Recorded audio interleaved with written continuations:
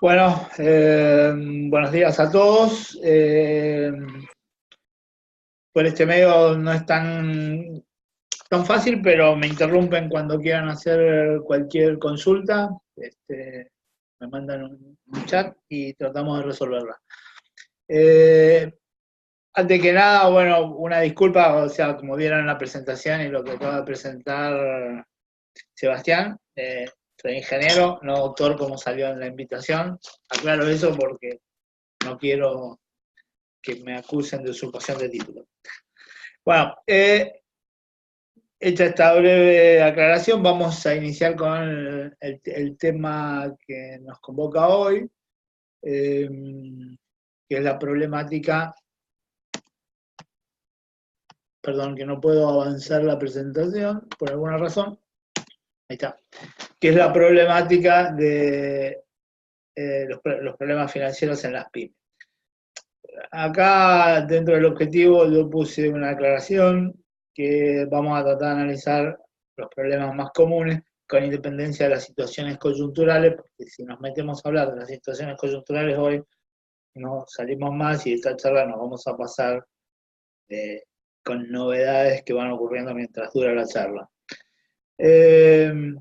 Y un poco también es cierto porque, un poco también lo pongo porque desde el punto de vista de los problemas que tienen las pymes, ya sea con la gestión financiera o con el financiamiento propiamente dicho de las pymes, son problemas que van más allá de lo coyuntural. Es decir, hoy podemos tener altas tasas, tipos de cambio muy altos, un sinnúmero de problemas que son coyuntural, que lo único que hacen es agravar la problemática que generalmente tienen las pymes. Bueno, lo que vamos a tratar es de hacer una especie de breve diagnóstico, un paralelo con la función financiera en las no pymes y algunas herramientas, el tiempo no da para mucho más, que yo recomiendo usar como para ir metiéndose en esto de la resolución de problemas. Desde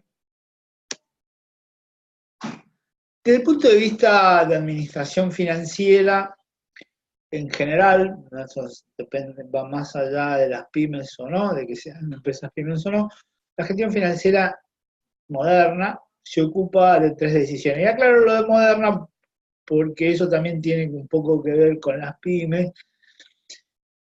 No es que las pymes se quedaron 100 años atrás, pero el enfoque antes de lo que fue la crisis del 30, del siglo pasado, era más bien un enfoque de tesorería, de gestión de recursos, o sea, de adquisición de recursos, y que es lo que entienden, mucha gente como gestión financiera. En realidad, la gestión financiera en una empresa abarca tres decisiones.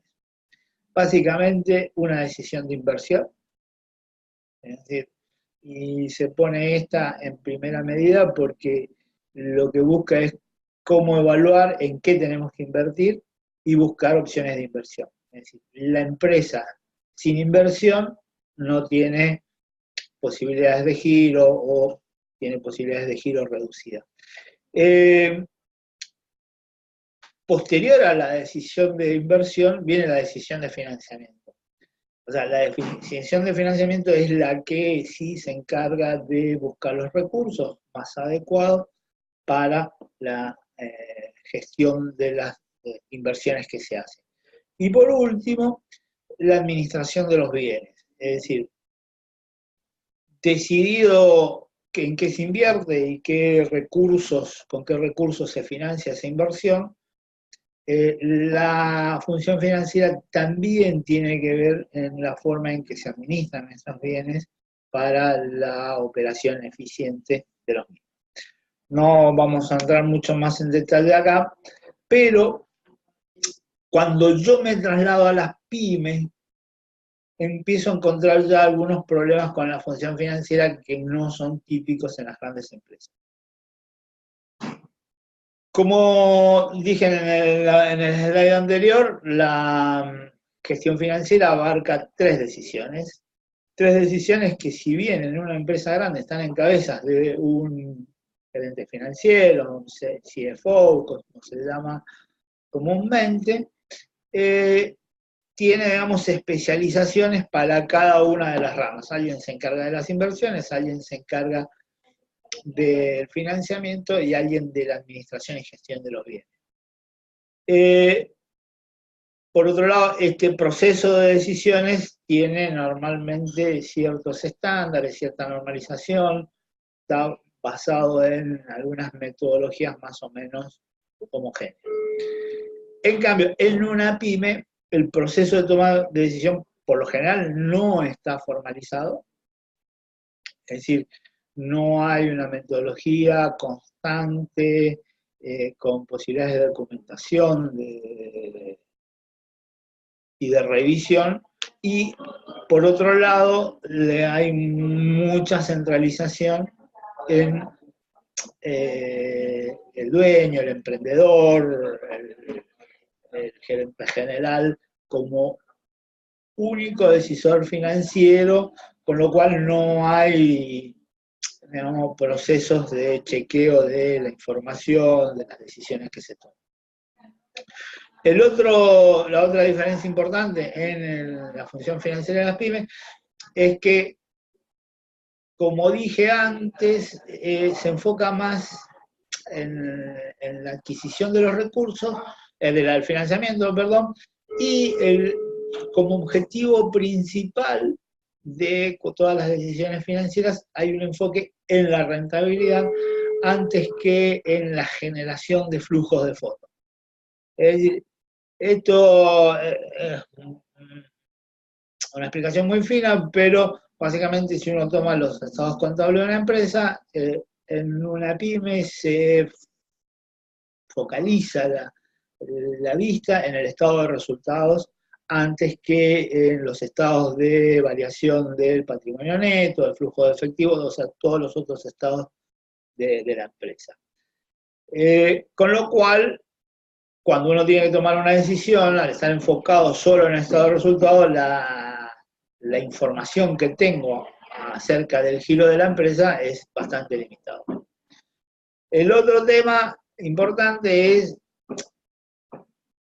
cuando hablamos de grandes empresas, uno en general entiende que ya son empresas que tienen un tamaño considerable, un grado de madurez importante, con lo cual adquieren cierta estabilidad y los cambios no afectan en general al resultado financiero con estos aspectos, sino con el éxito o no de la operación. Cambio, en las pymes, los resultados, así como las decisiones, tienen mucha importancia. El tema de la madurez de la empresa y del tamaño de la empresa. No es lo mismo una empresa de 10 personas que una de 200, no es lo mismo una startup que una empresa que lleva varios años o décadas en el mercado. Con lo cual, digamos, cuando uno tiene que analizarla, tiene que poder segmentarlas y analizar en particular cada una. El otro aspecto importante que tiene que ver es con el sector o actividad en el que se dedica. Y acá otra vez la diferencia con las grandes.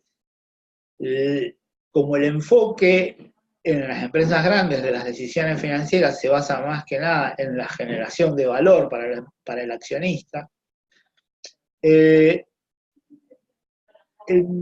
método de análisis es más o menos estándar, con independencia de los sectores y de la actividad de la empresa. En cambio, en las pymes es muy dependiente, en extremo dependiente de cada uno de los sectores en los que participa, y en general participa de uno solo.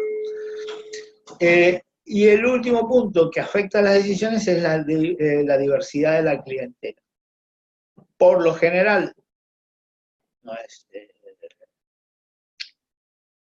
digamos, no es estadístico, pero muchas pymes, y sobre todo en la fase de inicio, están enfocadas en un cliente o un número reducido de clientes. Esto, en algunos casos, puede generar certezas y en otros casos puede generar altos riesgos. Es decir, ese cliente se va, ese cliente tiene un problema y mi empresa tiene un problema. Entonces, las decisiones financieras, que siempre están atadas al riesgo de la empresa, tienen que ver mucho con el tipo de clientela que yo tengo.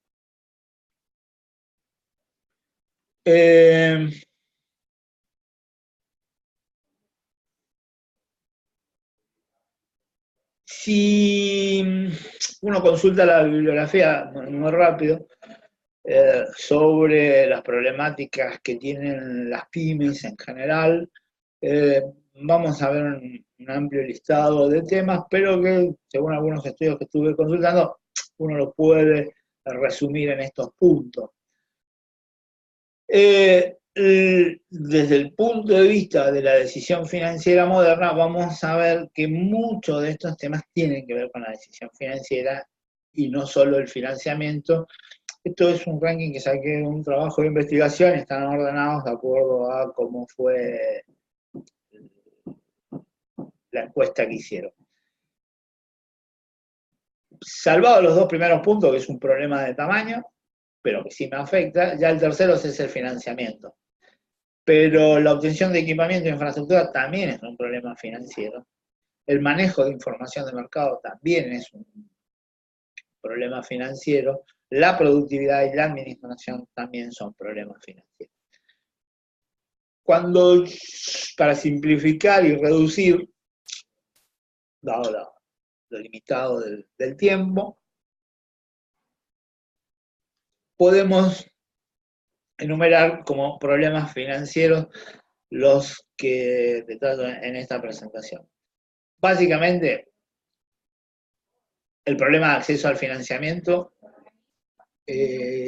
es, diría, casi una verdad de perogrullo, que todas las pymes tienen alguno u otro tipo de dificultad de acceso al financiamiento. Por un lado, por tamaño, por normativa y por algunas cosas que vamos a ir viendo, el acceso a los mercados de capitales de las pymes es muy limitado, en extremo limitado. Entonces, tener capitales del mercado requiere de algún tipo de información o formalización que la mayoría de las pymes no consiguen. Por otro lado, por deficiencias en general,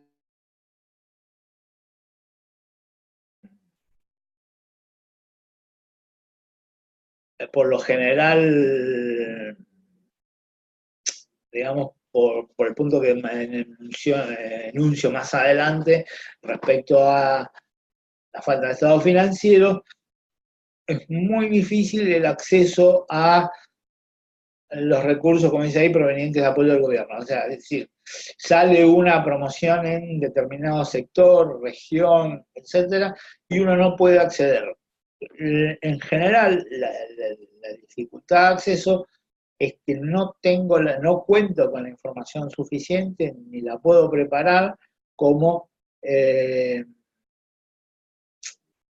para, digamos, poder presentarme, calificar, que me den, entonces quedo excluido por defecto de la falta de información. El otro tema importante, bueno, acá el último quedó repetido, es el desconocimiento de los costos financieros. Por lo general, el análisis financiamiento, de los costos de financiamiento y sus alternativas no se hace con las herramientas adecuadas, con lo cual los puntos de comparación entre diferentes alternativas de financiamiento no son los adecuados, con lo cual se evalúa el acceso a un financiamiento de manera inadecuada y a veces se está dejando de lado alguno que a priori parece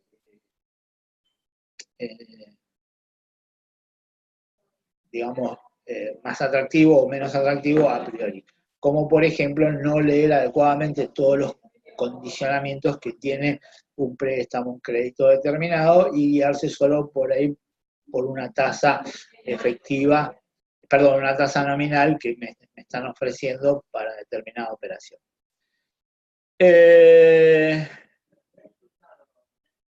Otro de los problemas que tiene financiero que tienen las pymes es la falta de especialización en la administración.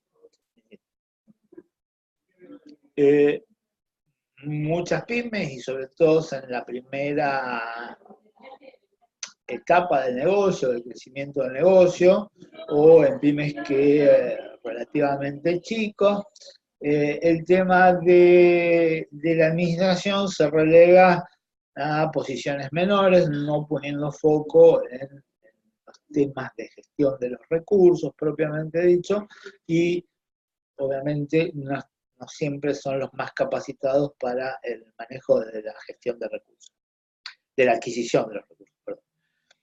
El otro problema para mí, uno de los más grandes, y lo he visto en varios lados, más allá de la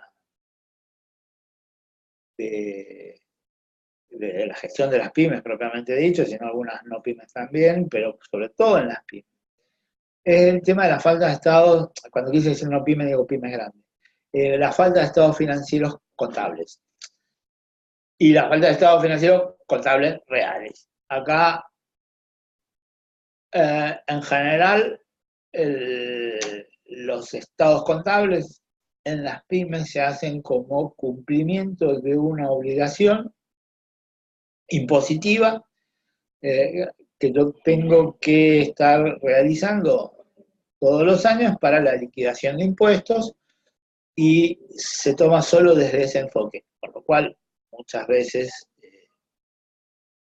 no muestran la realidad tal cual es, y muchas veces la información que se vuelca ahí es limitada. El no contar con estas herramientas contables, quiero decir, me dificulta los análisis. Si yo quiero hacer cualquier tipo de análisis en una empresa, yo necesito de información. Y esa información tiene que ser lo más fidedigna posible.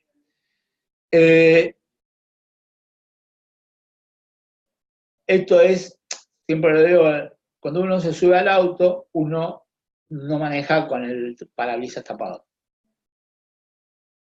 Es decir, uno maneja, se sienta en un auto, maneja y tiene un parabrisas con el cual puede mirar hacia afuera y tiene un espejo retrovisor para mirar hacia atrás. Uno no puede manejar sin las dos informaciones, sin mirar hacia atrás y sin mirar hacia adelante. Y el no contar con esa información me limita la toma de decisiones. Pero no solo me limita la toma de decisiones, sino, como dije anteriormente, también me dificulta el acceso al crédito.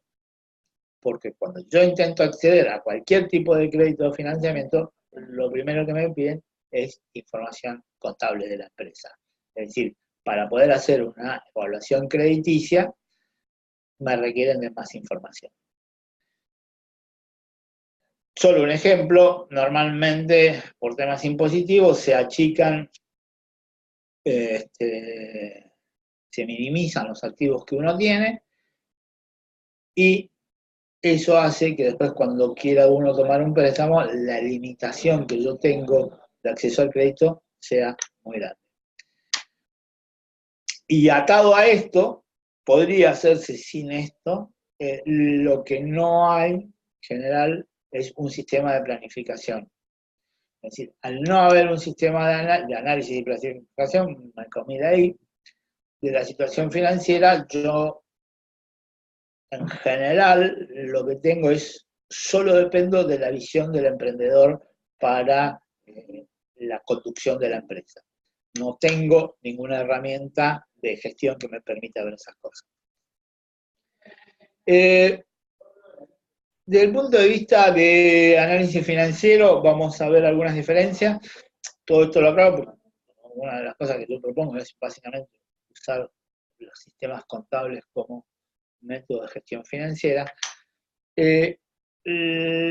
Hay que tomar en cuenta algunas cosas un poco diferentes. Cuando uno habla de un estado contable normal, de los que se usan en todas las empresas, el estado contable se hace en base al criterio de los desvengados, es decir, reconoce el hecho económico cuando éste se produce y genera el derecho. Es decir, desde el punto de vista de una venta, si yo hago una venta a crédito, se considera un ingreso, una venta realizada. Desde el punto de vista financiero, no es una venta realizada. Es solo un derecho adquirido, pero no es una venta realizada. En los estados, cuando uno realiza estados contables para el análisis financiero, hay que hacerlo sobre el ¿cómo se dice?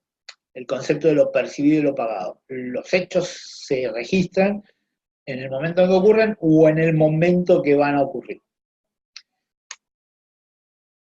Desde el punto de vista financiero, esto tiene que ver con el valor del dinero en el tiempo. 100 pesos hoy no vale lo mismo que 100 pesos mañana, ni vale lo mismo que 100 pesos del año que viene, aunque la inflación sea cercana a cero. Hay una cuestión de expectativas, de ganancias y expectativas de contar con el dinero para determinado uso que hacen que el dinero hoy valga más que el dinero mañana. Entonces, desde ese punto de vista, hay que tener en cuenta siempre el costo del capital. El costo del capital es un tema más difícil de analizar en el caso de las pymes. No lo vamos a abordar en esta charla, pero siempre es posible determinar cuál es el costo de capital de una empresa. El otro tema, como nosotros estamos hablando de dinero en cada momento en que van a ocurrir las cosas, necesitamos trabajar con flujos de fondo. Es decir, yo tengo que poder ir estableciendo cómo son los flujos de fondos a lo largo del tiempo para poder hacer las evaluaciones. Y de esos flujos de fondos, en función del costo del capital que yo establezco para mi empresa, yo voy a tener un valor actual neto y es sobre el cual voy a trabajar en los procesos de decisión. Siguiendo con las diferencias y los análisis que hacen a la problemática de las pymes, acá esquemáticamente presento cómo es la estructura de un balance, un estado de situación patrimonial típico, donde a la izquierda tengo los activos de la empresa. Los activos de la empresa son los derechos. Los que saben de contabilidad saben que se ordenan de arriba hacia abajo en el mayor grado de disponibilidad que uno tiene, con lo cual arriba de todo van las disponibilidades, la caja, y abajo de todo las inversiones en activos fijos. Contablemente se divide en activo corriente, es todo lo que yo puedo realizar rápidamente, sea efectivos, cuentas por cobrar, inventarios, y los activos no corrientes, que son las inversiones que yo hago. Desde el punto de vista del análisis de una empresa, el lado izquierdo es decir, los recursos que yo tengo para operar mi empresa. En el lado derecho van los recursos con lo que yo financio el lado izquierdo. Y se estructuran en 3 categorías: los pasivos corrientes, que son todos aquellos deudas en general que yo tengo a corto plazo, por lo general menores a un año; los pasivos no corrientes, deudas a largo plazo, digamos, pasando por créditos, leasing, hay un montón de herramientas, a los que tienen acceso vía el mercado de capitales, en general las no pymes, y por último el patrimonio neto, que en resumen es el capital de los accionistas. En general, bueno, hay toda una discusión de cómo se estructura esto, pero lo que vamos a encontrar con las pymes es que por el escaso acceso que tienen a pasivos de larga duración, por no acceso ¿cómo se llama? Al crédito o a otros modos de financiamiento, es que tengo un pasivo no corriente en general muy pequeño y en algunas empresas es igual a cero. Si uno agarra y analiza los estados contables de alguna empresa, van a ver que ese rubro es cero, tendiente a cero. Entonces, prácticamente el financiamiento de la pyme se hace con pasivo corriente y con patrimonio neto, es decir, capital de los accionistas.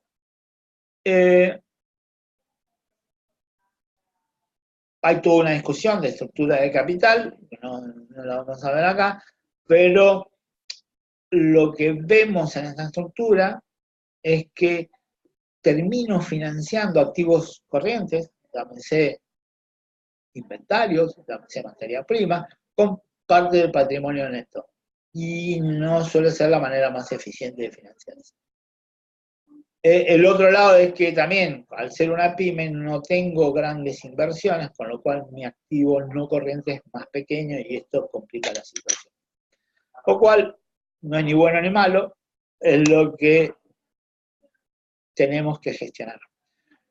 Otra diferencia, cuando yo lo analizo desde el punto de vista contable, y esto es importante en la gestión financiera, uno analiza el capital de trabajo como la diferencia entre el pasivo corriente y el activo corriente. Es decir, tengo tanto en caja, cuentas por cobrar y en el depósito, en el stock, y tanto de deudas con proveedores con el banco, y entonces gestiono la operación desde el punto de vista de la liquidez. Es decir, trato de que mi activo corriente sea mayor que mi pasivo corriente para tener un efecto de liquidez positivo.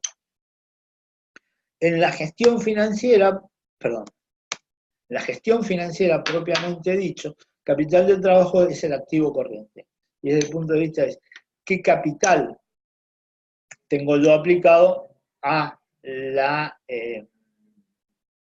operación de la empresa? Y esta es una diferencia importante porque acá ahora no me importa, es decir, cuál es mi liquidez, sino analizar realmente cómo es la composición de mi activo corriente, es decir, cuánto necesito de caja, cuál es el volumen de efectivo o disponibilidades rápidas necesito para mi operación. ¿Cuánto puedo generar en cuentas por cobrar, es decir, créditos a mis clientes? ¿Y cuánto tengo que tener en stock para manejar mi negocio?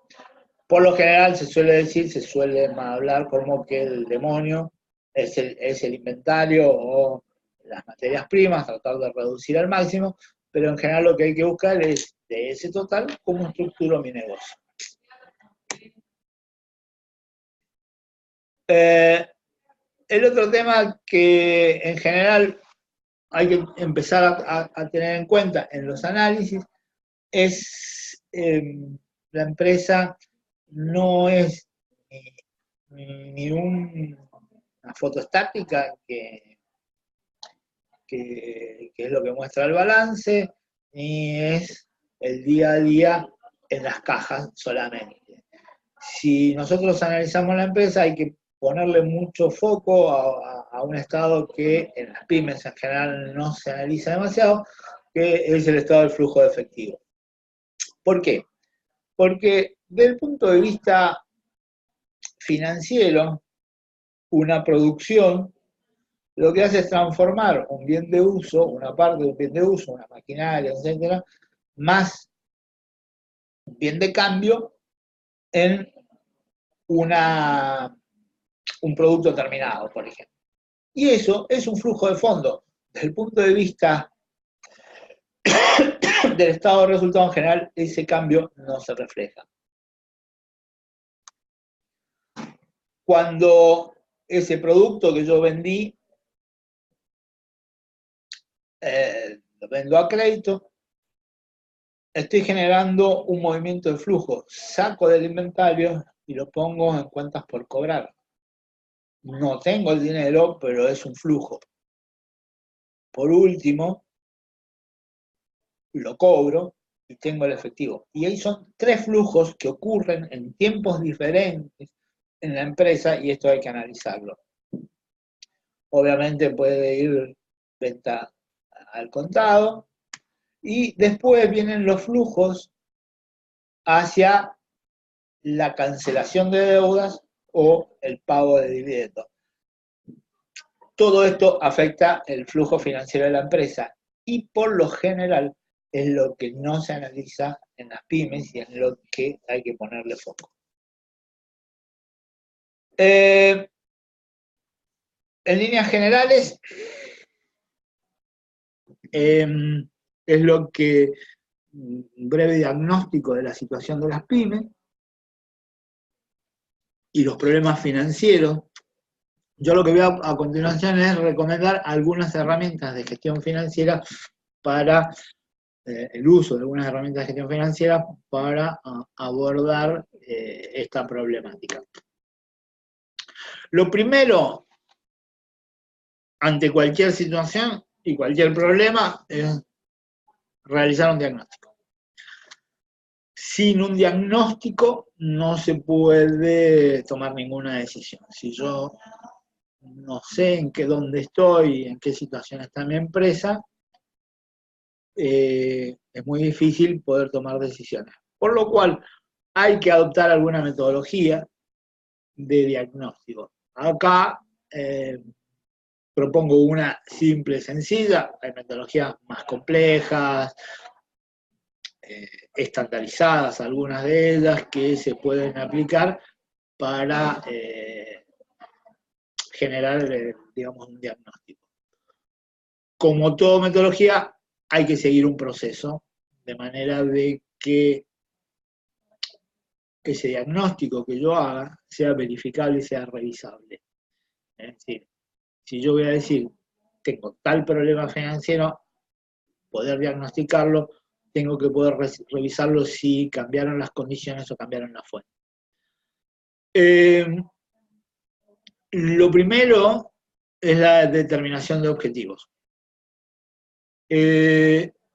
La determinación de objetivos es muy crítica en las pymes. Lo dije más temprano, desde el punto de vista comparado con una empresa más grande, las decisiones financieras en general se toman de manera de garantizar que, y lo digo simplificado y no de la manera teórica correcta, es de generar mayor valor para el accionista. ¿Y qué es mayor valor para el accionista? Que tenga un mayor valor su acción, su patrimonio, hacer crecer su patrimonio. Entonces, cuando yo me enfoco en eso, el tema de la rentabilidad depende fundamentalmente de mi política de dividendos. Si yo tengo un estado de resultados que me da 10 y yo esos 10 los distribuyo todo, no hay reinversión, el mercado me lo evalúa en contrario, y si me llevo 10 al bolsillo, pero baja mi acción. Entonces, perdí plata. En ese enfoque, en una pyme, hay que clarificar cuál es mi objetivo.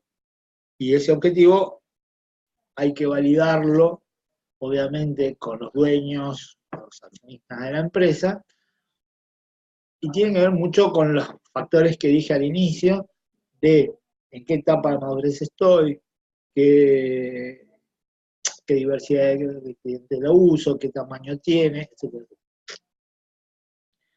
Determinados los objetivos, es decir, sin objetivos, no sé a dónde ir, es muy difícil llegar, hay que buscar información, recabar información. Esto suele ser un tema más complicado porque se requiere hacer información de mercado.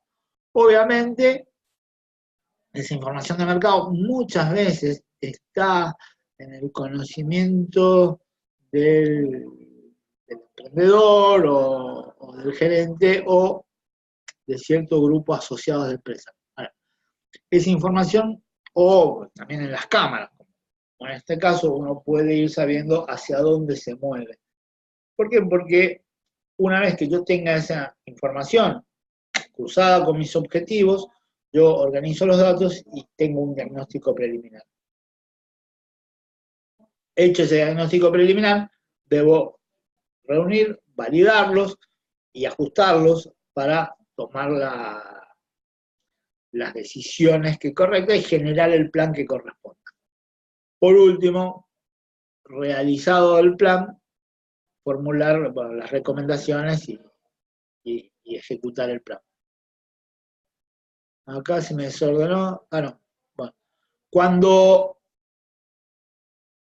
hablo de criterios y objetivos, tengo que focalizar, como dije, en qué voy a hacer. Y el qué voy a hacer tiene que ver mucho con los criterios que yo voy a tomar. Lo mencioné antes, y esto es crítico, la administración de los activos corrientes. Por lo general,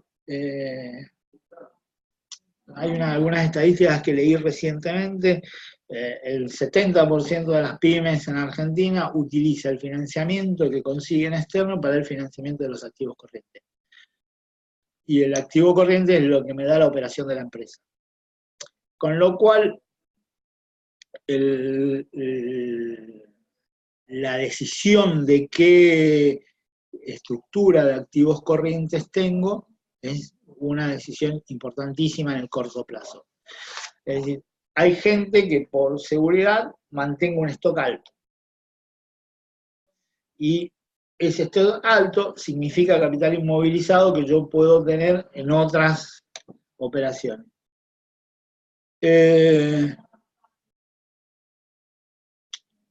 A veces tomo como ejemplo una zapatería, digamos, o cualquier cosa que tenga que ver con indumentaria. En ese rubro existe lo que se llama la curva de talle. Para un modelo determinado de zapato, camisa, lo que fuera, yo tengo que tener una cantidad mínima de cada talle para que si alguien viene y me pide un zapato 43, yo tenga zapato 43. Ahora, como los hombres, estadísticamente, la mayoría calza 42, 43, no voy a tener la misma cantidad de zapatos para todos los talles. Voy a tener más de 42, 43. Y iré bajando hacia los extremos. Ahora, ¿qué me pasa si no tengo una curva de talle completo? Y viene uno que calza 44 y digo, no, yo voy a tener solo 42, 43 porque es lo que vende la mayoría. Viene uno que calza 44 y no le puedo vender.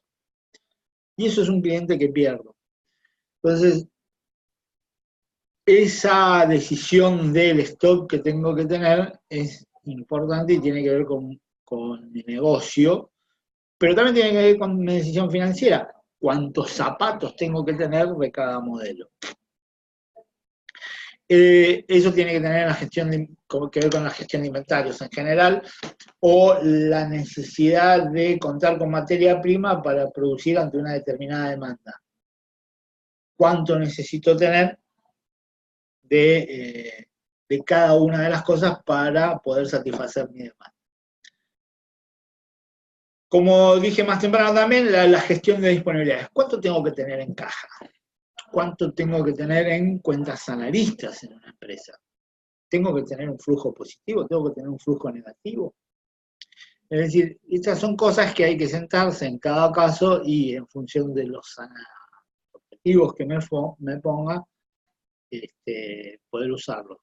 O sea, en la gestión de disponibilidades hay dos herramientas que son claves que hay que usar.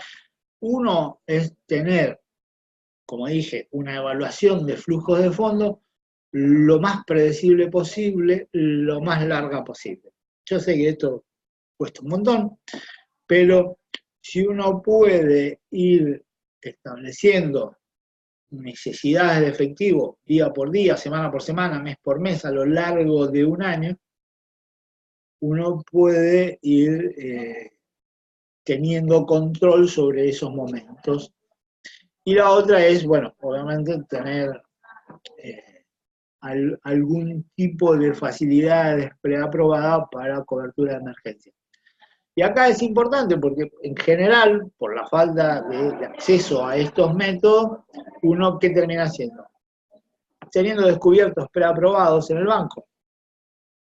y el descubierto preaprobado me genera mayores costos que otras herramientas.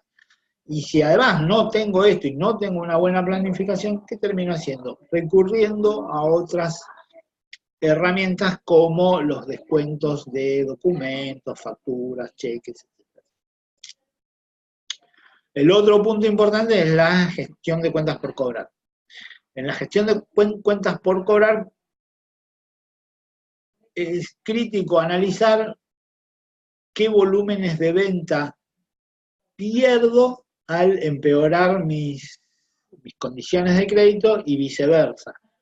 Cuánto gano con una medida que yo tome de la gestión comercial en cuanto a los créditos. Uno puede decir, bueno, mira, como estoy muy complicado de dificultad, no le voy a vender a nadie a crédito, así que todo venta de contado. ¿Qué es lo que va a hacer? El cliente que necesita comprar algo y necesita algún financiamiento, va a la competencia. ¿Qué dice? Perdí una venta. Lo mismo si me pongo estricto a veces hay estudios que se pueden realizar, son estudios sectoriales que dependen de la incobrabilidad que hay en determinados sectores que a uno le permite manejar ciertos riesgos. Pero bueno, es otra gestión que hay que hacer. Con el tema del largo plazo, como dije en el diagnóstico previo, o sea, definir con claridad las metas y objetivos. Si yo tengo claros los objetivos y esos objetivos pueden ser cuantificables y a su vez verificables, es decir, yo quiero tener un nivel de ventas de X millones el año que viene. Es decir, lo cuantifiqué, pero a su vez tengo que poder verificar que ese objetivo que yo me trazo es posible. Obviamente hay metodologías para esa. Y entonces a partir de ahí setear cuál es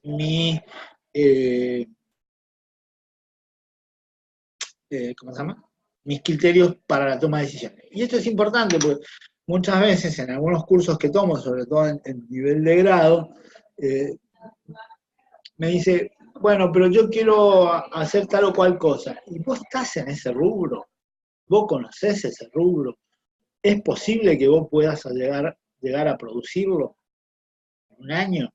Entonces, tomo un ejemplo que es una remisería.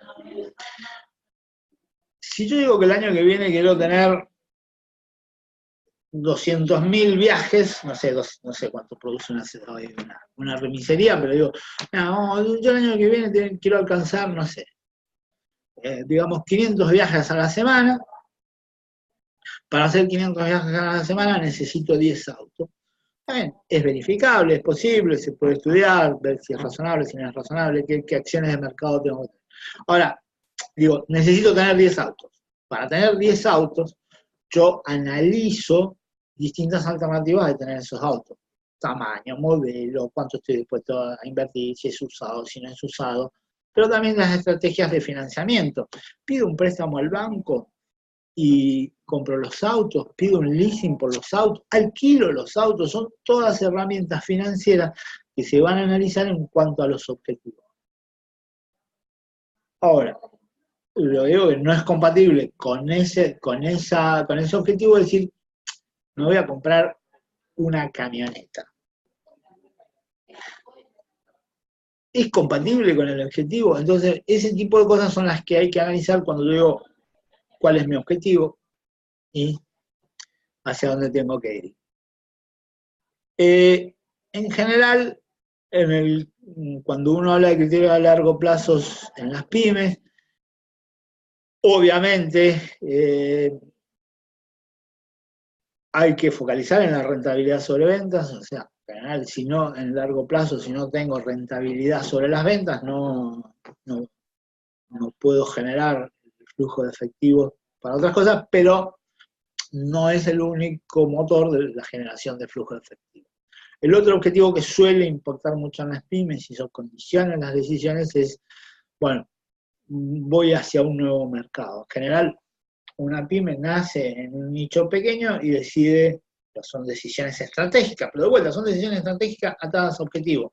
Tengo la remisería y aparte de remisería quiero hacer fletes. Entonces sí puede ir la camioneta. O quiero hacer Uber. Entonces no necesito auto. Y necesito inversión en tecnología. Bueno, también nuevos productos, nuevos mercados. Y en muchos casos lo que hay que tener claro es qué voy a hacer con la pyme. O sea, muchas veces una pyme entra en zona de problema. Muchas veces una situación coyuntural las pone en dificultades y entonces hay que tomar las decisiones en función de retirarse o sobrevivir. ¿Y por qué digo tomar las decisiones? Porque la decisión no me puede sobrevenir. Ese es uno de los problemas más graves. ¿Por qué? Porque termina afectando el patrimonio de los emprendedores. Otro tema importante en los criterios a largo plazo, y esto es lo que en general yo diría que es uno de los mayores problemas que encuentro en las pymes, en general, donde el Estado y otras cosas, es no tengo una cartera de proyectos de inversión. Es decir, ¿qué es una cartera de proyectos de inversión? Lo vamos a ver enseguida, estamos bien de tiempo, lo vamos a ver enseguida, pero una cartera de proyectos de inversión es tener un conjunto de inversiones que yo necesito hacer, que son compatibles con mis objetivos y mis metas, y que en el momento de aparecer una oportunidad de crédito blando, subsidiado o lo que fuera, yo puedo acceder al mismo y aplicarlo. Yo cuento siempre un ejemplo. O sea, como vieron, mi título es ingeniero, soy ingeniero en electrónica, me dedico al rubro de tecnología en general, pero tuve un despertar muy joven en una de las primeras empresas que trabajé. Yo era ni más ni menos que el gerente técnico, menos de 30 años, en una empresa de tecnología del interior, grande, pero del interior, y un día mi jefe me enseñó mucho de finanzas, me dice, necesito que me evalúes estos 10 proyectos de inversión. Primero yo ni sabía qué significaba evaluar, tuve que aprender, me mandó a estudiar, todas esas cosas. Y luego, llamaba a Adolfo, ¿para qué hacemos esto? Si nosotros todavía no nos metemos en ninguna de estas cosas. Dice, hay ruido, formación de mercado, de que van a salir créditos blandos para pymes tecnológicas. Estoy hablando a finales de los años 80, para que se ubiquen. Van a salir algunas promociones y se están estudiando y tenemos que estar listos para presentarnos. Obviamente, ¿qué pasó? Experiencia se da, en las primeras que nos presentamos nos rebotaron en todas. Y fuimos corriendo. Pero teníamos los proyectos. ¿Sí? Y empezamos a ganar créditos a tasas muy blandas. Y eso permitió hacer un desarrollo de la empresa que, bueno, unos años después fue modelo de empresas del interior en el desarrollo de telecomunicaciones. Pero hay un objetivo claro, una meta clara y una cartera de proyectos. Cuando surgió la oportunidad, la empresa, los proyectos evaluados para llevarlos, aplicar al crédito y después ejecutarlos. Otra cosa, como lo decía más temprano también, no se puede gestionar una empresa, y menos financieramente, sin contar con información corporativa y tener algunos indicadores que me permitan un control de gestión. Saber si voy bien o voy mal. Si yo tengo un objetivo, sé a dónde tengo que ir, y no tengo una ruta trazada, es más difícil llegar que si la tengo. Entonces, esa ruta trazada es lo que normalmente se llama presupuesto. Hacer un presupuesto en una pyme es un caso complicado. Pero un presupuesto me permite generar información proyectada, estimada, futura, que me permite tomar decisiones hoy. Es decir, yo supongo que esto es lo que va a pasar, entonces hacia allá voy. Primera cosa que me permite el presupuesto.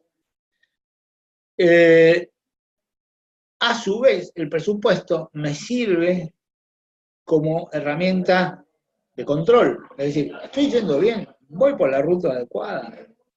Es decir, yo quiero ir de Resistencia a Mendoza, como lo he hecho mucho tiempo en mi vida, y tengo 10 rutas alternativas. Que doblo en Fran, cuando vengo de Resistencia, que doblo en Rafaela, que sigo hasta Rosario, ¿no? Y así cada una de las cosas voy generando distintas rutas alternativas. Cuando salgo de viaje, me tomo una ruta estimada, que es la que estimo la más corta, la más rápida, decisiones. Cuando ya fui, ya llegué al otro lado, yo puedo decir, che, tardé más de lo planeado, gasté más de lo planeado, etc. ¿Por qué? Y porque tuve que alterar mi camino. Pero sé por qué ocurrió. No es una información que tengo que suponer o imaginar.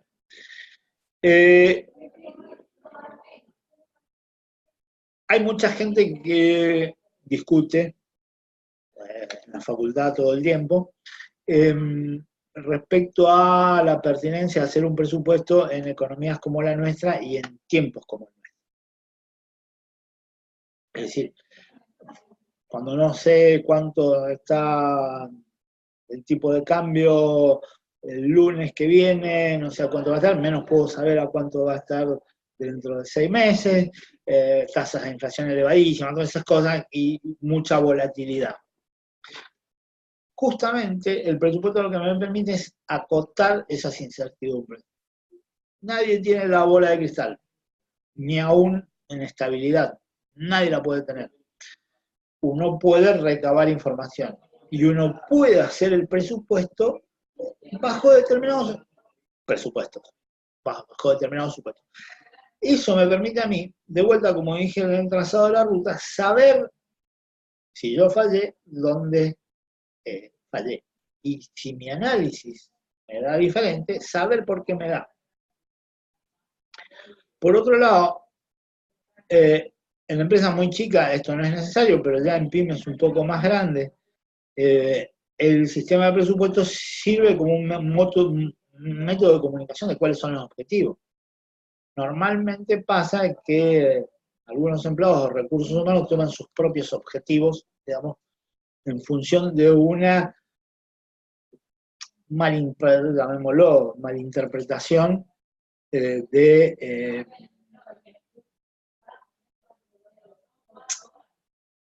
qué es lo que tenemos que hacer. Entonces se generan rispideces en la empresa, sobre todo cuando hay departamentos de ventas y producción, es decir, bueno, este baja la calidad, no, pero yo no puedo. Entonces, ese tipo de discusiones se acotan con un tema de presupuesto. Es decir, bueno, vos vas a producir tanto y de tal modo, de tal forma, y eso se ajusta a los planes de venta que tiene una empresa. Y esto a su vez sirve como negociación, porque dice el de ventas, no, si él produce 10 por mes, yo no puedo vender 10 por mes porque no gano lo suficiente, necesito producir 20, pero el de 20 dice, pero yo necesito más inversión, y entonces el que tiene que invertir dice, no, bueno, pues no cuesta más caro, o sí lo puedo conseguir, y bueno, entonces el presupuesto como herramienta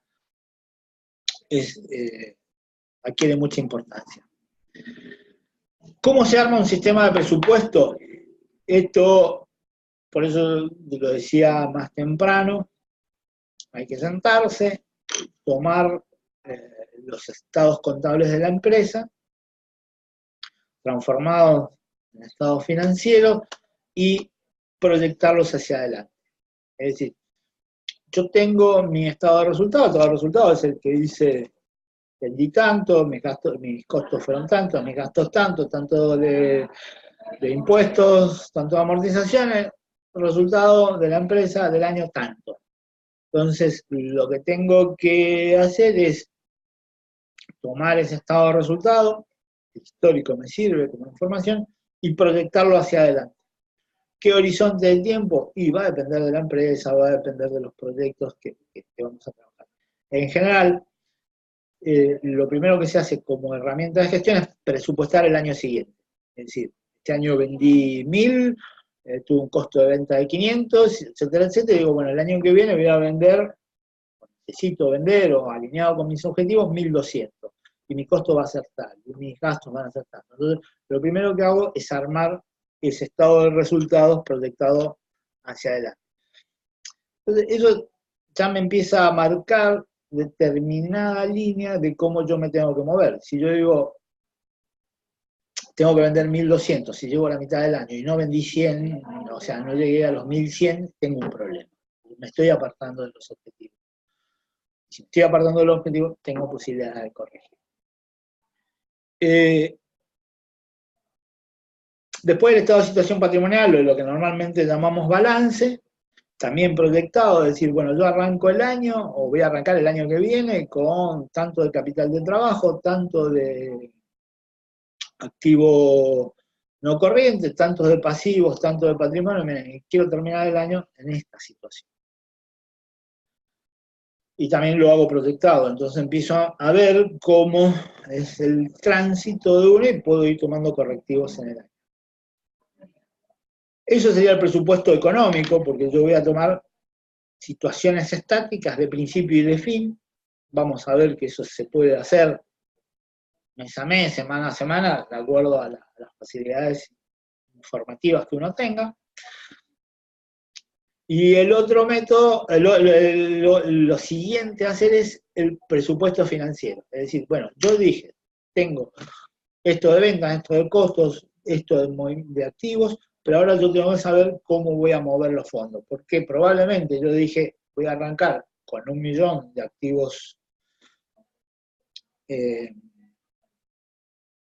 activos no corrientes, y voy a terminar con 1.200.000.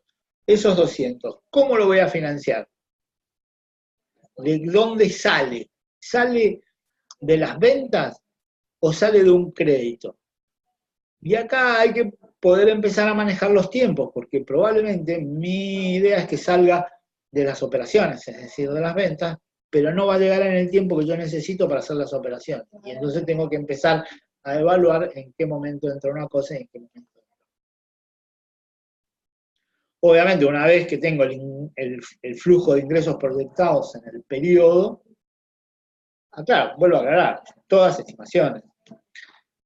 Tengo que hacer mi estado de evolución del patrimonio y mi estado de flujo de efectivos proyectados para el año.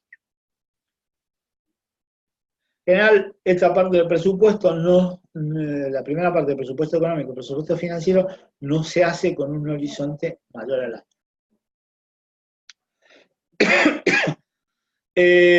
Bueno, no tiene sentido. Pero después viene el presupuesto de inversión. Y el presupuesto de inversiones sí tiene que decir, bueno, yo voy a recibir, para hacer cada uno de estos proyectos, voy a hacer tales inversiones. Para tales inversiones necesito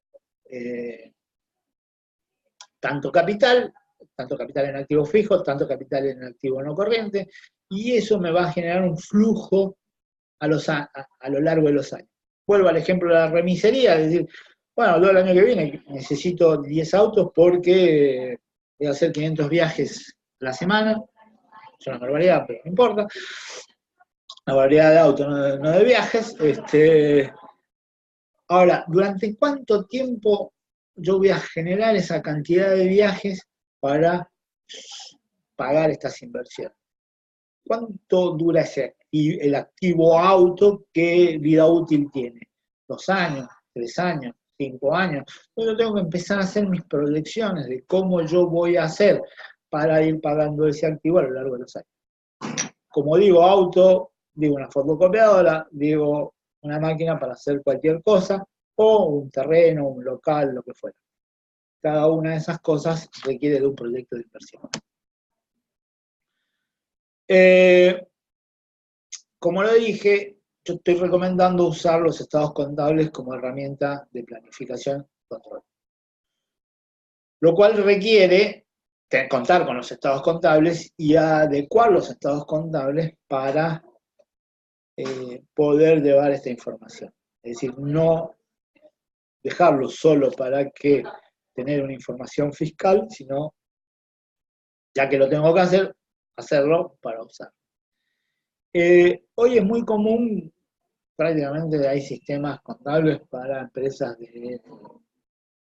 muy pequeñas, 10, o sea, hasta para un kiosco hay sistemas contables, con lo cual es una decisión de hacerlo o no hacerlo, y los costos, muchas veces uno discute los costos de hacerlo o no hacerlo, de informatizarlo, se pagan, no puede hacer la cuenta del proyecto de inversión, se pagan muy rápido con disponer de la información necesaria para poder hacerlo. La ventaja de un sistema contable es que me permite hacer un presupuesto en cortes mensuales o semanales, con lo cual yo puedo ir viendo la evolución semanal, pero también me permito hacer cortes mucho más pequeños, con lo cual acoto las posibilidades de ruta entre un extremo y otro. Cuando no cuento con sistemas contables informatizados, lo que tengo que buscar es que tener de la manera más actualizada posible el estado de las compras y ventas mensuales, así como los flujos de egresos y egresos con el criterio de lo percibido en el día a día. Yo me acuerdo que mi papá tenía una casa de electrodomésticos y repuestos, cuando yo era muy chico en el Chaco, y él llevaba un cuaderno donde el método del cuaderno de mi papá era maravilloso. Él sabía día a día de cada semana lo que tenía, iba a necesitar, iba al banco y gestionaba esa cosa. O sea, es una cuestión de método. Obviamente, si yo no tengo un sistema contable, conviene por ahí reducir el horizonte, no usar periodos de análisis de un año, como digo, sino achicarlos a unos meses, 3, y aumentar la frecuencia. Una de las cosas importantes, o sea, si yo tengo los sistemas, ¿sí?, y tengo la información, yo tengo que tener algunas herramientas de gestión y herramientas de medición. Y esos son los indicadores financieros de gestión.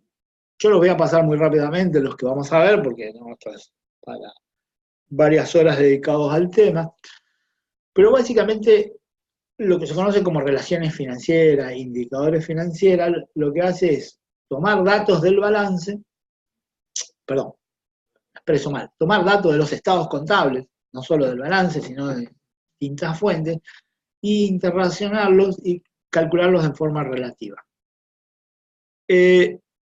Al calcularlos en forma relativa, es decir, yo me independizo un poco del tamaño de la empresa, es decir, mi volumen de facturación, por ejemplo, lo más común, todos conocemos, es rentabilidad sobre venta. ¿Cuál es mi rentabilidad sobre venta? Y bueno, es,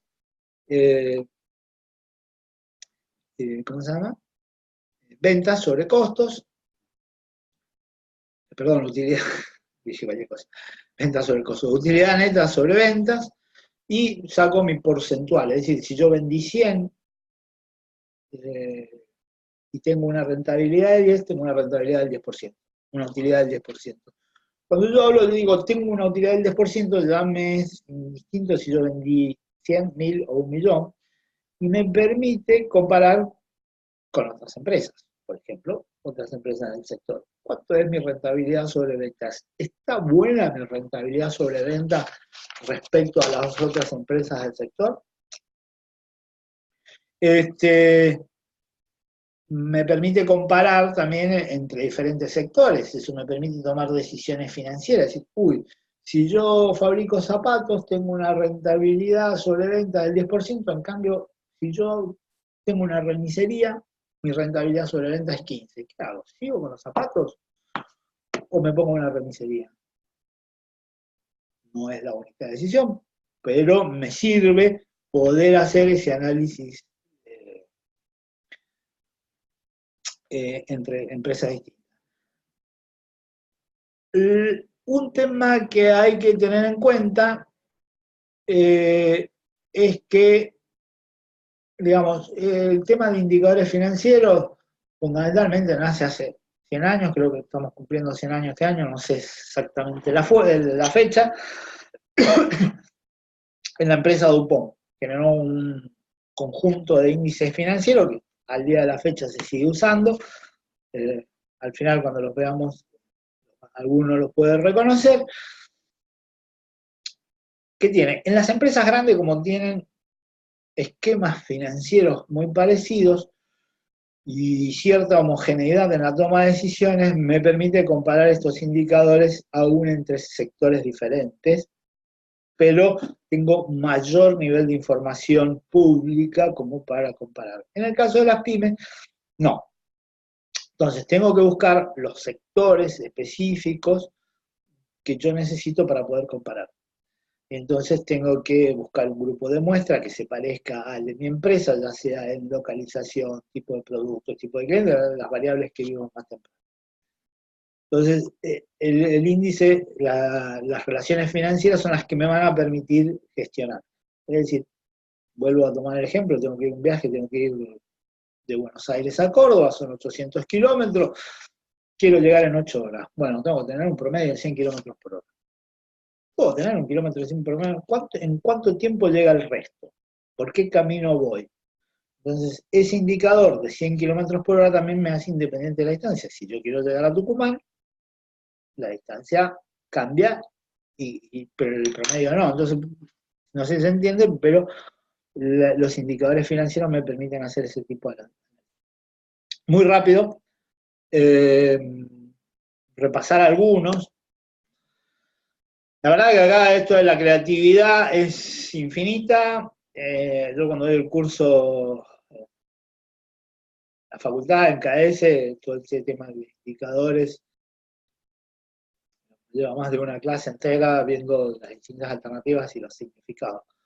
Pero veamos algunos muy corrientes y algunos que, por ejemplo, nos los pide el banco. ¿Cuál es mi liquidez? Por eso lo que habíamos visto. Entonces, mi liquidez es mi capacidad de pago de mis activos, de mis pasivos.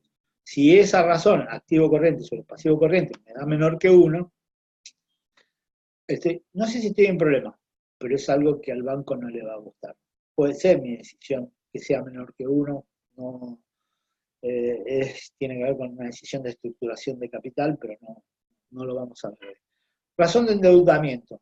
¿Cuánto es mi pasivo en relación a mi patrimonio? Es decir, cuánto tengo deuda fuera de la empresa, cuánto tengo deuda con los accionistas. Acá no hay reglas, depende de la empresa, depende del tipo de empresa, del sector, pero en general uno va a decir, si esa relación es mayor que 1, que la empresa primero es más riesgosa, pero a su vez que es más efectiva, porque con menos capital puedes generar mayor operación.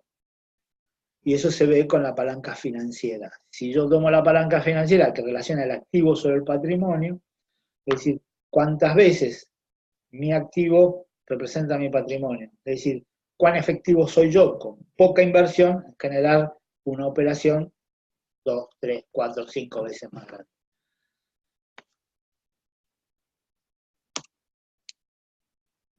Otros tipos de cosas tienen que ver con la actividad.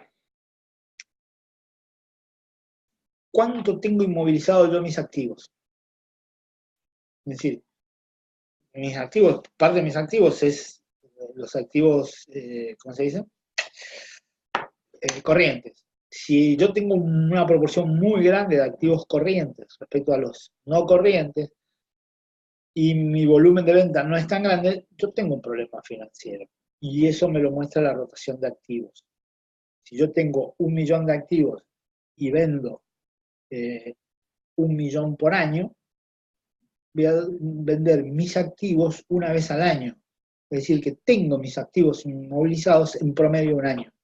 En cambio, si yo tengo 1 millón de activos y vendo 10 millones al año, yo vendo 10 veces mis activos, con lo cual yo hago rotar, por eso el nombre, rotar mis activos más de 10 veces en el año. Es decir, promedio de 30 y pico de días. No solo los activos totales, sino la rotación de inventarios, es decir, cada cuánto tiempo yo vendo lo que tengo en el stock. ¿Sí? Entonces, bueno, permiten la rotación de cuentas por cobrar, es decir, está bien, yo tengo tal volumen de cuentas por cobrar, pero cada cuánto las renuevo, es decir, compro, genero nuevas, compro y genero nuevas. Es decir, para estudiarlo en cada caso, ¿sí? ¿Cuál es la que conviene aplicar? Y por último, sí, los más usados, lo que yo recomiendo usar en general como primera herramienta de gestión y tablero de control de una empresa es está en inglés, ROS es Return on Sales, por eso el rendimiento sobre venta, es el margen neto de la empresa. Es decir, el ejemplo que di recién, tengo 10, vendo 100, tengo 10 de utilidad, mi margen es 10%. Y así sucesivamente. Eso es importante y eso me permite ver el éxito de mi operación comercial. Porque no solo tiene que ver con el volumen, sino el volumen y cuánto gano. Después el rendimiento sobre los activos. Es decir, yo con 1 millón de activos genero tanto de utilidad. ¿Es bueno o es malo? Hay que verlo en cada caso, pero me permite mantener, saber si me estoy desviando. Si yo subo los activos, va a bajar mi ROA. Si yo aumento la rentabilidad, va a subir mi ROA. Y entonces tengo que jugar con esas decisiones. Y de la misma manera el rendimiento sobre el patrimonio. Ahora lo que me interesa ver es cuánto estoy ganando en función del dinero que yo tengo colocado, el accionista tiene colocado en la empresa. Es decir, inicialmente estos son los primeros indicadores que hay que mirar. Y si yo tengo un sistema de información contable, yo puedo, ¿cómo se dice? Ir viéndolo paso a paso. El último tema, porque voy a abrir a preguntas, creo que van a quedar en la presentación algunos temas, es el presupuesto de inversiones. Muy rápido, esto también es...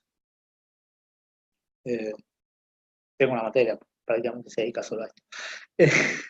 El presupuesto de inversiones, ¿qué significa? Significa poder hacer un estado de resultados de la empresa, y por eso la otra importancia de usar el balance o los estados contables de una empresa es que yo uso la misma metodología que uso para hacer el estado contable y la misma fuente de información y el mismo ordenamiento de cuentas. Lo que voy a hacer es mi estado de resultado, proyectarlo a 1, 2, 3, 4, 5, N años, depende de lo que sea, depende de la situación contable, respecto a la amortización del bien que voy a invertir, o sea, si voy a construir algo, tiene muchos años, si lo que veo es una maquinaria, la cantidad de años, dependiendo de la maquinaria, si es pesada o liviana, si, digamos, todas las tomas de decisiones, y lo que voy a hacer es tomar el ingreso diferencial que produce ese bien. Es decir, si tengo ese bien, cuánto más voy a obtener año a año, y lo mismo con los ingresos, cuánto más voy a tener cada año.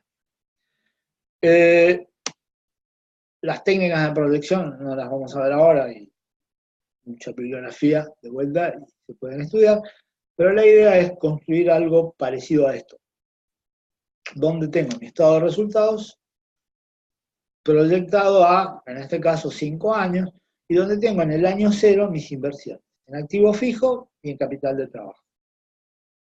Supongamos que sigo con el ejemplo de la zapatería, compré una máquina de coser y cuero en el primer año para hacer una nueva producción de zapatos. Y después eso me va a generar la venta año a año de, de ese producto. Lo que voy a hacer es, hecho el estado de resultados para cada año, calcular cuánto es el flujo económico neto en cada año. Una vez que tengo esa línea de abajo, con el flujo neto año a año, lo que voy a tomar es, perdón, acá está intercambiado, después vuelvo para atrás, es decir, voy a tener año a año cuánto va a ser mi flujo neto y mi flujo inicial. Ahora, ese análisis, así como está, no me sirve de nada. Lo que tengo que hacer es, con métodos financieros, traer al presente cada uno de esos flujos. Es decir, 300 pesos generados en el año 1 a una tasa del 10%, solo un ejemplo didáctico, hoy tienen un valor de 272. 700 en el segundo año, hoy tienen un valor de 578, es decir, acá estamos tomando el efecto del valor en el tiempo, sumo y obtengo un resultado al día de hoy de todos los flujos futuros. Y eso es lo que normalmente se llama el BAM de un proyecto. Es decir, invertí 1000 y con los flujos futuros, descontado al día de hoy, gané 673. Entonces, un criterio de evaluación. Esto es lo que hay que hacer con cada uno de los proyectos que yo quiero tener y tenerlos evaluados. En general, los métodos de evaluación para inversión que se usan son estos tres. No se usa ninguno solo, hay gente que es fanática de uno, gente fanática de otro, en general se usan los tres en conjunto, que son el valor actual neto, donde yo voy a elegir un proyecto si el BAN es mayor o menor que 0. El otro método es de la tasa interna de retorno, es la tasa de corte que hace que un proyecto determinado de BAN 0, es decir, de alguna manera mide el rendimiento que va a tener ese proyecto a lo largo del proyecto, suponiendo que yo lo voy a reinvertir todos esos flujos de fondo que va generando el proyecto. Y la tercera variable que se usa es el periodo de recupero, es decir, descontando los flujos, en qué momento yo recupero el capital invertido.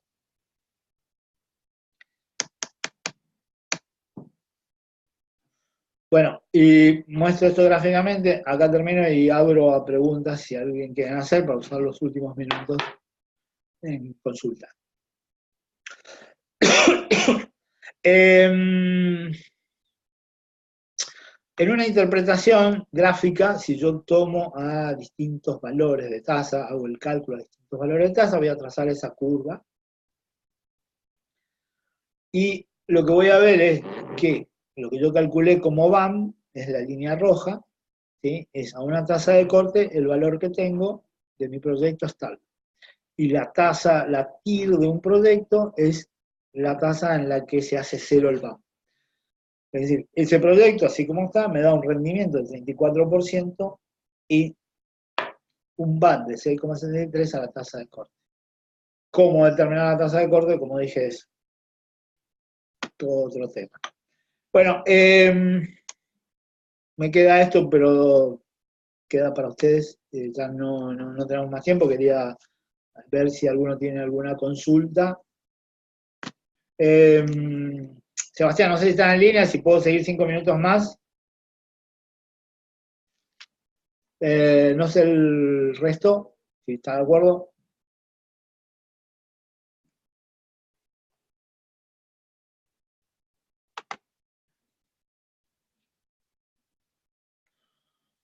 Bueno, si está de acuerdo el resto, seguimos unos 5 minutos más y lo termino. Voy más rápido y abro las consultas después.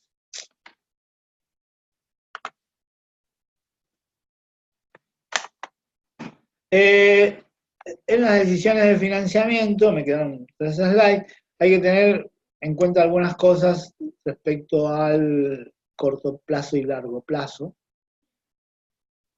En el largo plazo, cuando uno hace una decisión de financiamiento, hay que hacer fundamentalmente el análisis en la estructura de capital. Cuando ustedes vieron las relaciones en el balance entre pasivo corriente, pasivo no corriente y patrimonio, el enfoque que hay que hacer precisamente es cómo quiero yo estructurar eso.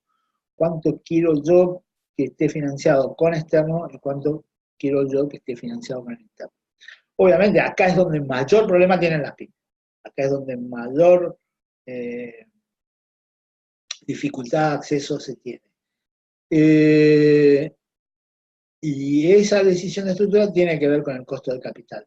Es decir, si yo consigo un préstamo al 10% y mi tasa de rentabilidad de mi patrimonio es 15%, estoy haciendo una buena decisión. Entonces lo que tengo que comparar es cuánto me cuesta endeudarme afuera y cuánto genera mi operación.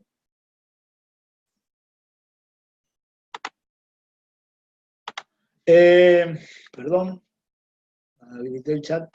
En cambio, en el corto plazo, como ya venimos diciendo, me tengo que enfocar en la disponibilidad de créditos y inventarios. O sea, básicamente en mis activos, mi capital de trabajo, digamos, en mis activos corrientes. Es decir, tengo que tomar decisiones de manera de estructurarlo adecuadamente, porque cómo financie eso va a depender en gran medida de mi éxito financiero.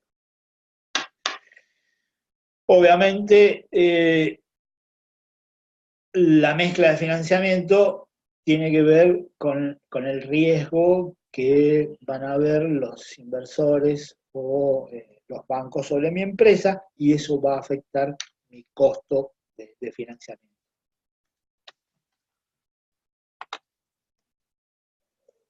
Algunos ejemplos de financiamientos que se pueden acceder, o sea, obviamente,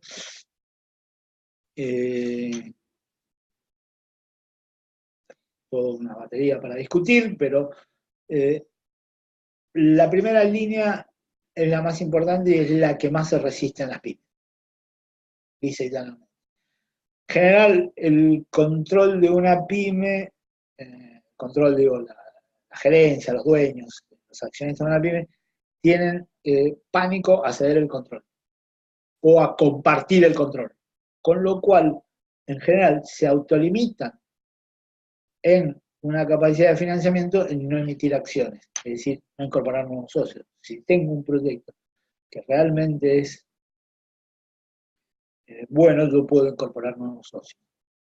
Con lo cual, al incorporar nuevos socios, encuentro gente que asuma los riesgos de la misma manera que yo. En cambio, el banco no asume los riesgos. El banco te dice, yo te presto, pero con este riesgo. Vos primero me devolves a mí, después cobras vos. En Argentina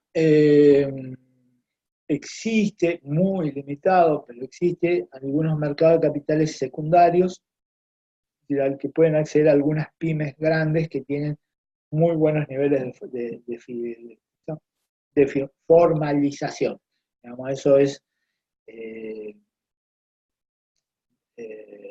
digamos, una de las barreras que tienen las pymes. No tener buena formalización, no pueden acceder a estos segmentos. El otro tema que sí, los planes de fomento de inversión, hay épocas en que se subsidian créditos para, ya sea capital de trabajo o activos, hay que, los que se puede acceder cuando existen. Los planes de desarrollo o innovación, hoy, por ejemplo, acá en la ciudad de Buenos Aires hay planes específicos para lo que son empresas tecnológicas. Después lo que son zonas privilegiadas o parques industriales, todos conocemos el caso de Ushuaia, el caso de San Luis, pero diría que en mayor o menor medida todas las provincias tienen alguno que otro plan, que van variando con el tiempo. Después, préstamos con garantía hipotecaria, y acá no está lo que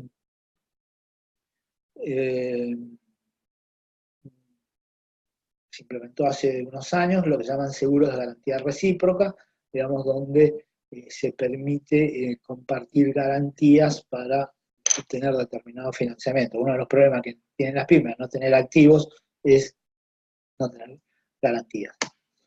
En el corto plazo, no, creo que acá cualquiera me puede dar un curso de esto y cada uno lo va a usar de la mejor manera, pero lo que no hay que descartar es ninguno. Lo que suele pasar en una pyme, me encuentro una beta y sigo siempre por eso. Descuento documentos y descuento siempre documentos.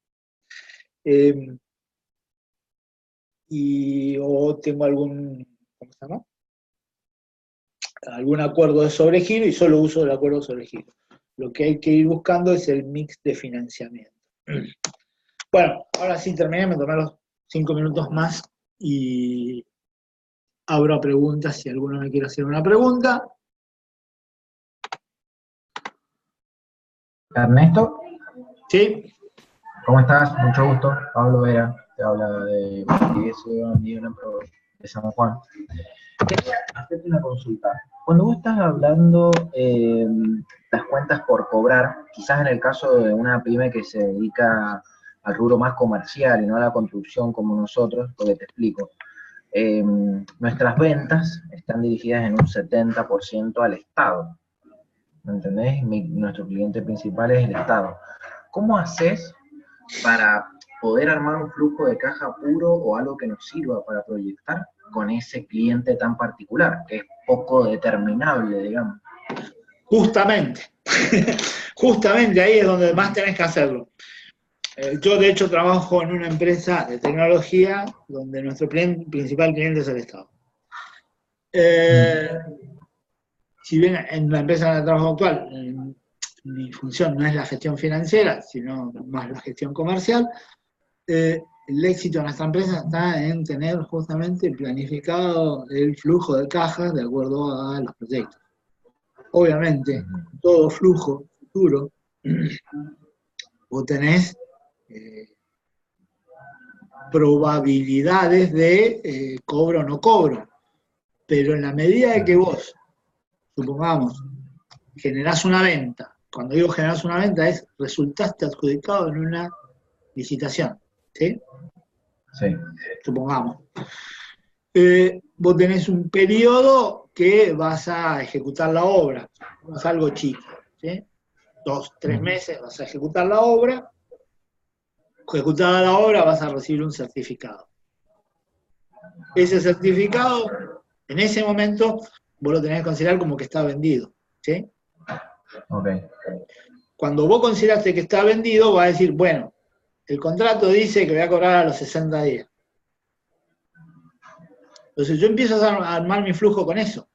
Es decir, obviamente, hay un probabilístico, todavía no me presenté a la licitación, puedo ganar, puedo no ganar, gané la licitación, estoy en construcción, en algún momento voy a terminar, se me puede atrasar, no se me puede atrasar, y eso es lo que yo tengo que ir armando.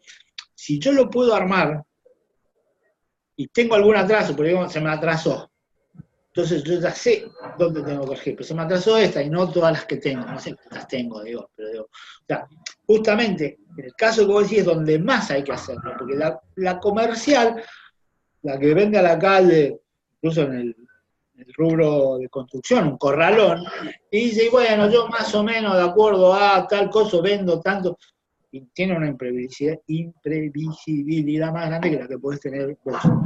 Vos podés conocer los tiempos y algunos tiempos los podés manejar. Obviamente, ya sabemos que dice que si el contrato, el pliego de licitación dice 60 días, mejor cobrar 120. ¿Sí? Pero el mismo problema tiene el que vende los quesos al supermercado. ¿Sí? ¿Se entiende? Entonces, lo mejor es hacerlo. Cuando vos haces todo tu flujo, y vos decís, bueno, yo este año, yo no sé todas las licitaciones que va a haber este año. Si yo las supiera, me doy una guita. Pero tengo una idea de por dónde se mueve. Si estoy en ese mercado, yo sé las cosas, yo sé los planes, yo sé. Entonces, voy estructurando mi presupuesto y mi flujo de caja. Entonces, ¿qué va a pasar? Cuando yo tengo ese presupuesto, ¿en qué momento se genera la cuenta por cobrar? Y en el momento que tengo la factura presentada. Cuando tengo la factura presentada, recién es una cuenta por cobrar. Antes no lo es. Totalmente. Desde el punto de vista contable, tu contador te lo habrá dicho, vos pagás el IVA, lo ponés en el estado contable y todas las cosas. Ahora, ¿tenés la plata? No, la vas a tener en el momento que cobres. Y ese es el flujo que hay que hacer, porque eso tiene un costo. Tiene un costo financiero, de hecho. Claro. Y el secreto está en manejar ese costo financiero. Bueno, ¿Quedó muchísimas claro? gracias por tu respuesta. Sí, clarísimo. ¿Alguien más?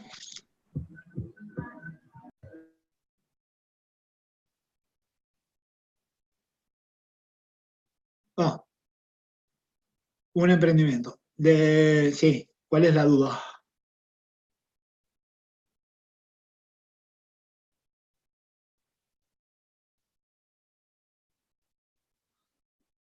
Aclarame, steel frame supongo que son tipo material desplegado o algo por el estilo.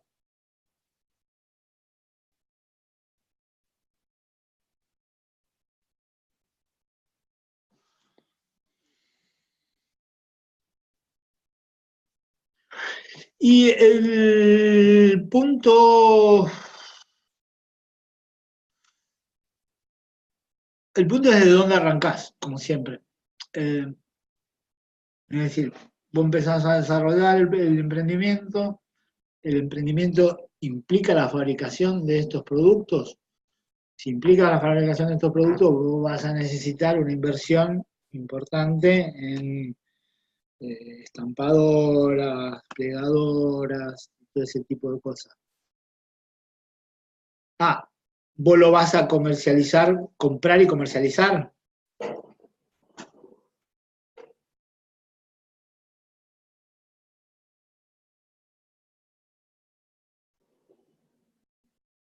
Si la compra, si vos vas a comprar y vender, acá lo que hay que evaluar. Ah, ok, entendí.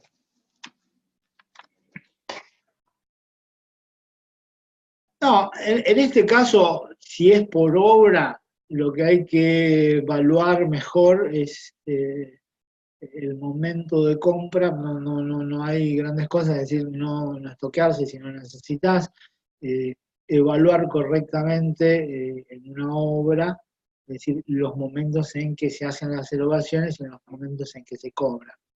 Esto es importante, no estoquearse de entrada, sobre todo cuando estás arrancando y decís, uy, tengo una oportunidad de compra porque me ofrecen comprar, no sé el caso este puntual, sí, pero no sé, me ofrecen comprar tal material 10 veces lo que necesito, me hacen un descuento del 20%.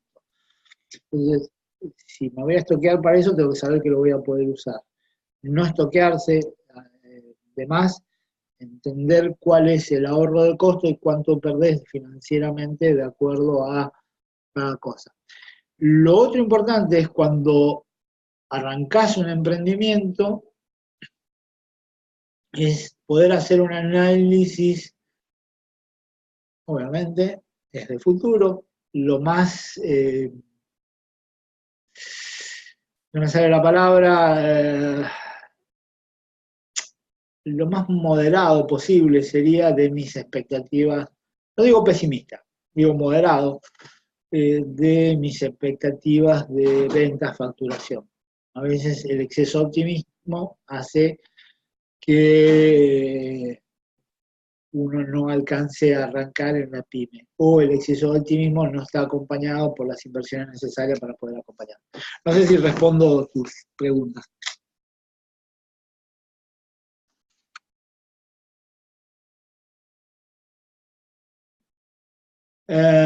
¿Alguien más?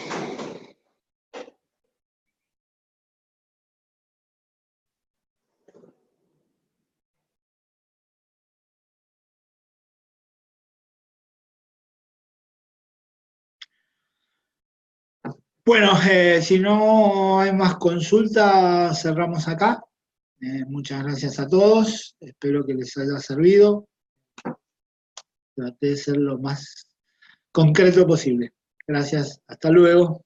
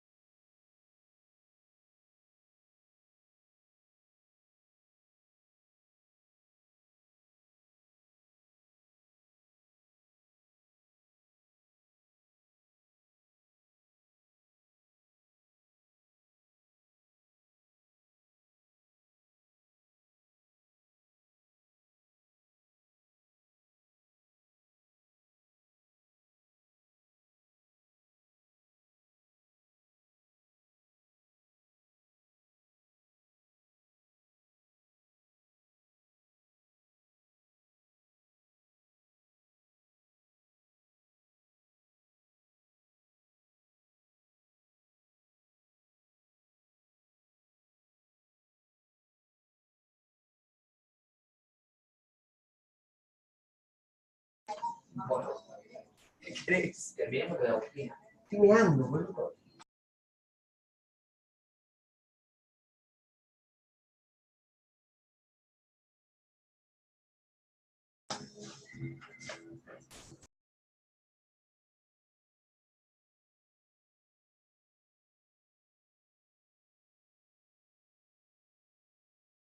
Le pregunté si querían más preguntas, ¿no? Perfecto. Bueno,